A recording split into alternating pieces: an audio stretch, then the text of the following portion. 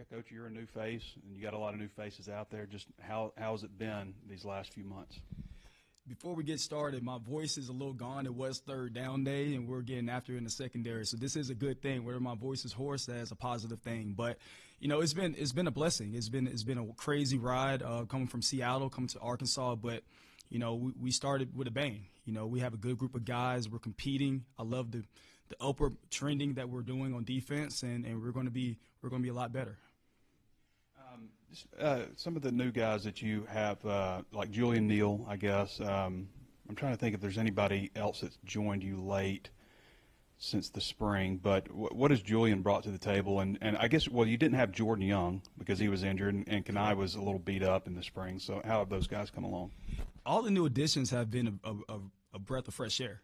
Julian brings experience. Obviously, he brings size, speed, and we all seen him out there. The guy can play. And Jordan Young, he played a lot of ball in Cincinnati, and he's bringing that experience with him as well. A lot of these guys that we've added, even Kenai Walker, even added in the freshman Naza Pringle, the biggest thing for them, we have flexibility now. We have a lot of depth, the guys that can play man-to-man coverage, guys that can be physical in the run game, and guys that can take the ball away. And that's the emphasis we're putting on them this camp and in the spring and over the summer. We got to get more takeaways, and we've been doing that thus far. You mentioned the size, and that's something that Sam really stressed with us, how he was excited about the added height, weight in the cornerback room. I'm just curious, where, other than guarding receivers one-on-one, how other ways that really makes a positive impact for the secondary? It makes a positive impact because it allows you to play with more length. You have more opportunity to get your hands on balls. You get more tip balls. You got safeties that can fit in the run game. You have corners that can fit in the run game as well. So being able to utilize size and including with speed as well is always a plus. It's always a plus when I can go into the huddle and not have to look up at my players rather than looking down. I feel a lot better going on the field with that. Sam spoke in SEC Media Days about wanting to maybe blitz a little bit more this fall. As a secondary coach, is that nerve-wracking? Is that exciting when you hear maybe a little bit more blitzing this season? No, at all. There's no bigger respect than when the play caller can call a blitz and he has confidence in our secondary. We want to be aggressive. We want to be, bring the fight to them. We want to get in their faces, and we want to challenge and contest everything. And that's something that we're going to bring to the table. And I believe we have the guys that can do that. So, yes, attacking, blitzing, anything that the play caller wants to do, we're ready for it. Selman just looks so much comfortable, compared to where he was last year as a freshman. How have you seen him take strides, even from the time you arrived and maybe over the summer to where he is now? It takes time, especially in this conference, to learn what you're doing. Coming from high school to college as a freshman, you have time. You have to learn the playbook. You have to, get bigger, stronger, faster in the weight room. And I think he's just putting everything together. The talent is always there. Now he's playing with more confidence. I tell these guys, you have to find your own style. And he's finding his style. He's hitting his stride. And just like everybody else, we are, as a unit, we are trending upwards. You mentioned there's been takeaways in team periods. So what's the blend maybe between picks and ripping the ball out? And I'm sure you chart them. Mm-hmm. Have you got some interception leaders early in camp? That's a good question. We have a lot of the safeties are doing a great job. The corners, we can do a lot better in that category. But we're getting our hands on the balls, and that's always a positive. Now we have to have the confidence and the savviness to feel comfortable playing the ball in the air, or making those contested catches. And we're working that every day, and we're going to continue to drill that. What compelled you? I mean, you had a background in the NFL as well. What compelled you to come back into college ball here? To me, this is a premier program. I played football in this conference. I remember coming here in 2010 and Arkansas coming back in 2011. I was here for the 2014 game. This place is a hard place to play at. The fans love it. The atmosphere is crazy. So it was a no-brainer. When I got the call from Coach T. Will and Coach Pittman, my wife couldn't pack our bags fast enough. We're back down south. We get the word of Crimson, so I'm ready to roll. You mentioned the 2010 game. Some people say those first two plays on offense, Arkansas had a wheel route to Wingo and a curious right on crossing route. Mm-hmm. Trino calling the plays. That might be the loudest the stadium's ever been, certainly ranked among that. What do you recall from the 2010 game? Pig suey. Pig suey. I don't think I had pork for the next 2 months after that game. it was a wild atmosphere. And once again, coming in Arkansas, we're throwing the first punch, and they did that. And we knew going in, we always respected Arkansas, and knowing that they're going to play hard, it's going to be tough. This is a tough place to play at. And with the fans there, with the Pig Suey, it can get a little wild. Coach, on the opposite end of Julian and Selman and Kanai, there's Keyshawn Davila, who's not that big. Talk about how he's doing.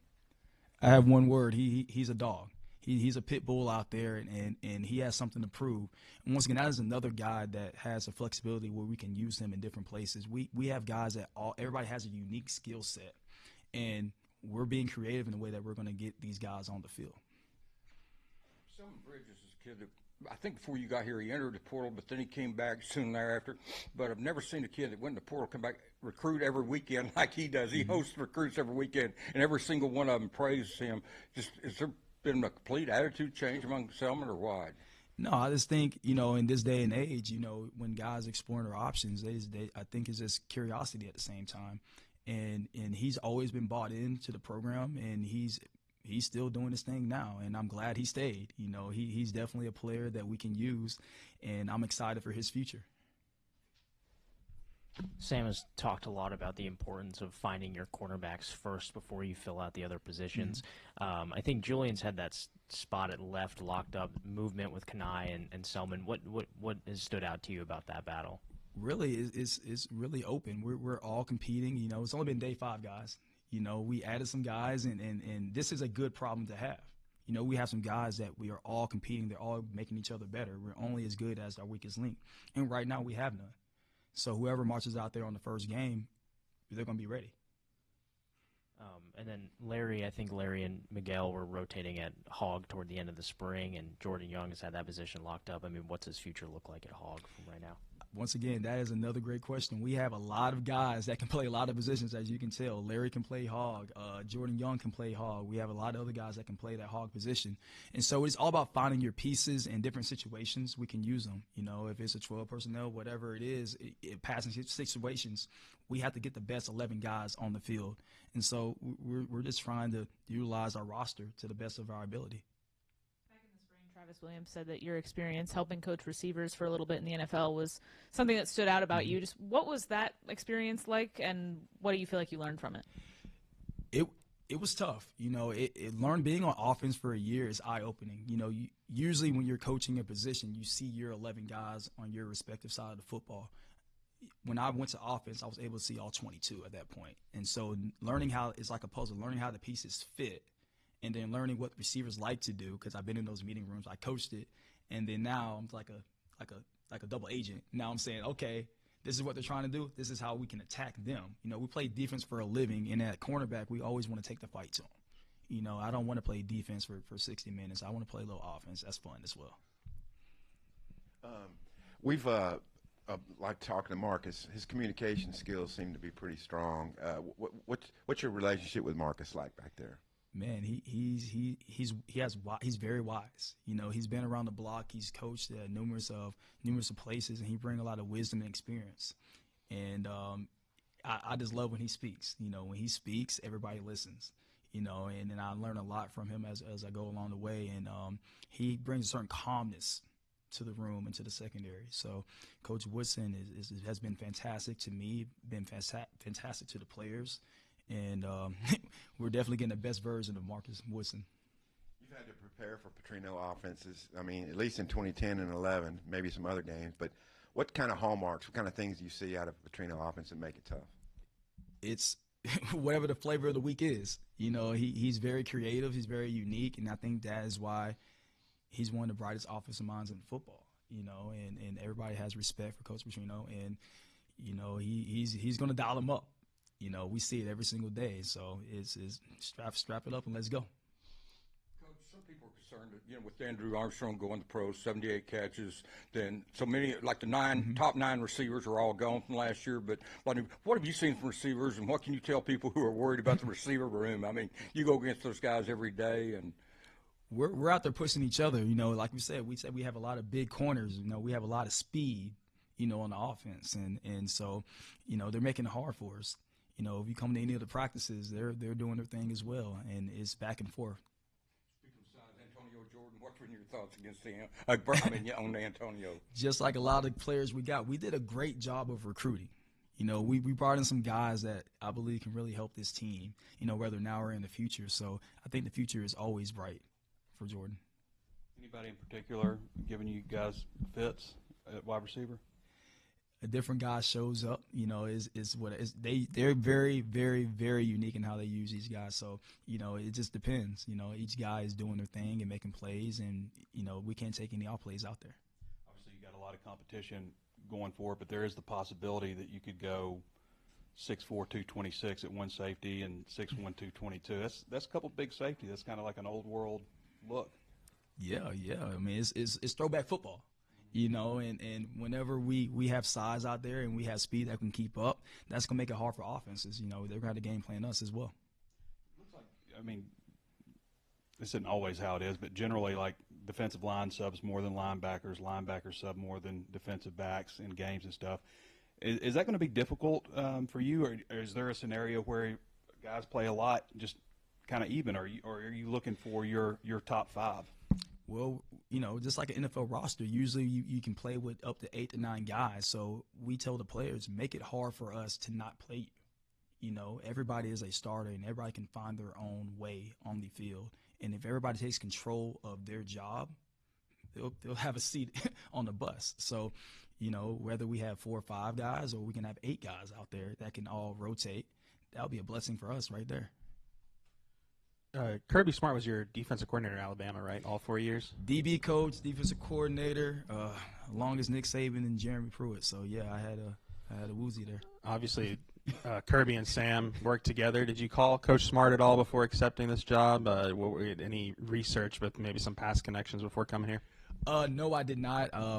I just knew that Coach Pittman and Kirby worked together in the past, and I knew it would be a very similar experience as well from my experience down in Alabama. So I knew it was going to be structured, stern at the same time, and the way that they lead the players and what they demand from the team was going to be very similar and unique at the same time.